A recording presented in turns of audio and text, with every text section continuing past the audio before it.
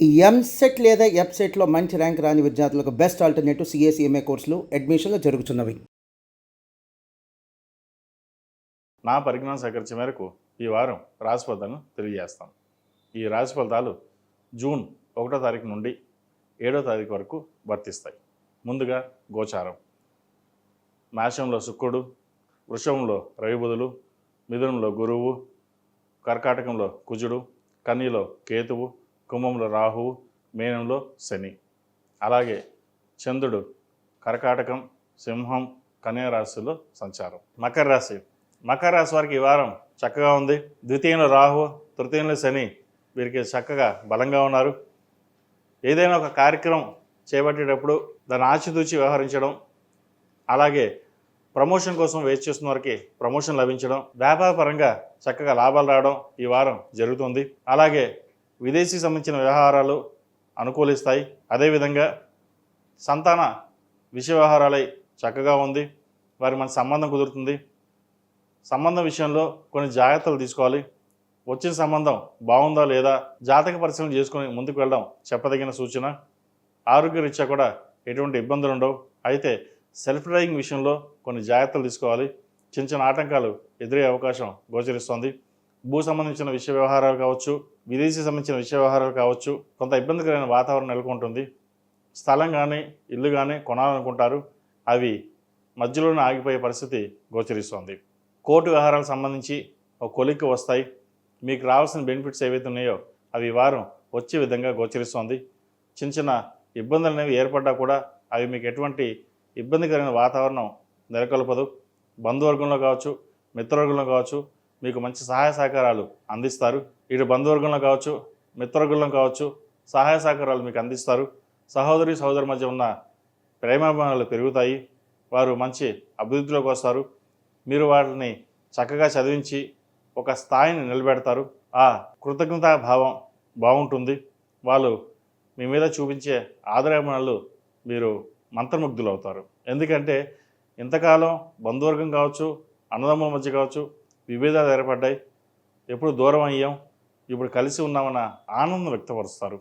ఎందుకంటే కొంతమంది విడిపోయిన అన్నదమ్ములు ఈ వారం కలిసే విధంగా గోచరిస్తోంది. అలాగే అన్నదమ్ముల మధ్య ఉన్న ఆస్తి తగాదాలు ఏవైతే ఉన్నాయో ఓ పరిష్కారానికి వస్తాయి. మిమ్మల్ని చక్కగా ఆదరించడం కానీ, అభిమానించడం కానీ ఇటువంటి ఏర్పాటు జరుగుతుంది. కాబట్టి ఎటువంటి విషయంలోనూ, కుటుంబ విషయంలోనూ ఎటువంటి ఇబ్బందులు లేని వాతావరణం ఈ వారం నెలకొంటుంది. అలాగే దూర ప్రాంత ప్రయాణాలు విషయంలో కొంచెం జాగ్రత్తలు తీసుకోవాలి. అలాగే ఒక పని ప్రారంభించి అది మధ్యలోనే ఆగిపోయే పరిస్థితి గోచరిస్తుంది. అది ప్రారంభించేటప్పుడే అది చక్కగా ఉందా లేదా, చేయవచ్చా లేదా అన్న ఆలోచన చేసి ముందుకు వెళ్ళండి. లేకపోతే మధ్యలో ఆగిపోయే పరిస్థితి గోచరిస్తోంది. ఈ రాశిలో జన్మించిన స్త్రీలకు వృత్తి ఉద్యోగాల పరంగా, వ్యాపార పరంగా బాగున్నప్పటికీ జీవిత భాగస్వామితోటి విభేదాలు వచ్చే అవకాశం ఉంది. భాగస్వామి వ్యాపారాల్లో కొంత నష్టం వాటిల్లే అవకాశం గోచరిస్తోంది. మీకు వచ్చిన ధనాన్ని లెక్కల రూపంలో సరిగ్గా చూపించకుండా మోసం చేసే అవకాశం కూడా లేకపోలేదు. వాటి విషయంలో మీరు జాగ్రత్తలు తీసుకోవాలి. ఎందుకంటే ఎంతో కష్టపడి ఇన్వెస్ట్మెంట్ చేసాం, చక్కగా ఉందనుకుంటాం, కానీ అది మీకు లెక్కల్లో మటుకి తప్పులు ఉంటాయి. పైకి మటుకి బాగానే ఉన్నా అకౌంట్స్ పరంగా మటుకు ఇబ్బందులు ఉంటాయి. వాటి విషయంలో క్షుణ్ణంగా పరిశీలించుకుని ముందుకు వెళ్ళడం చెప్పదగిన సూచన.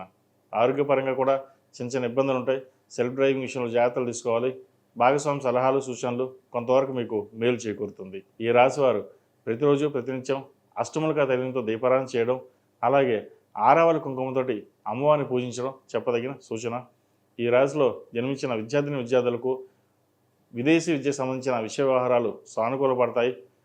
వైద్య వృత్తిలో ఉన్న వారికి, చార్టెడ్ అకౌంట్స్, సాఫ్ట్వేర్ రంగంలో ఉన్న వారికి ఈ వారికి చాలా అనుకూలంగా ఉంది. కళారంగాల వారికి కొంత రకమైన ఇబ్బందికరం ఉంటుంది. కొంతవరకు గడ్డుకాలం అని చెప్పచ్చు. వచ్చిన అవకాశాలు చేజారిపోయే విధంగా గోచరిస్తోంది. రాజకీయ రంగంలో ఉన్న వారికి ఈ వారం చాలా బాగుందని చెప్పచ్చు. ఈ రాశిలో జన్మించిన వారికి కలిసి వచ్చే సంఖ్య 7, కలిసి వచ్చే రంగు నావీ బ్లూ. ఏదైనా పని మీద బయటకు వెళ్ళేప్పుడు శనివారం కానీ ఆదివారం అడిగానే వెళ్ళండి, మంచి ఫలితాలు సంప్రాప్తిస్తాయి. ఏదైనా సరే ఈ చెప్పే రాశి ఫలితాలు గోచారాన్ని బట్టి చెప్పడం జరుగుతుంది. ఎందుకంటే మనం చెప్పే రాశి ఫలితాలు ఒక్కొక్క రాశికి కొన్ని కోట్ల మంది ఉంటారు. లగ్నాలు మారిపోతాయి, దశలు మారిపోతాయి, గ్రహాలు మారుతాయి. అందరికీ ఇలాగే ఉంటుందా అనడం కష్టం. కాబట్టి వారికి ఏ విధంగా బాగుంటుంది, గోచారీత్యా బాగుందా, లగ్నపరంగా బాగుందా, వ్యాపారం కలిసి వస్తుందా, భాగస్వామ్య వ్యాపారాలు కలిసి వస్తాయా, ఎడ్యుకేషన్ పరంగా ఎలా ఉంటుంది, విదేశీ యానం ఎలా ఉంటుంది అనేది వారి వ్యక్తిగత జాతకాన్ని బట్టి ఉంటుంది. ఒకవేళ వ్యక్తిగత జాతకం డీటెయిల్స్ సరిగ్గా లేకపోతే ప్రశ్న చక్రం బట్టి చెప్పవచ్చు. అది అప్పటి వరకే వర్తిస్తుంది. సర్వే జన సుఖినో భవంతు. లోక సమస్త సుఖినో భవంతు.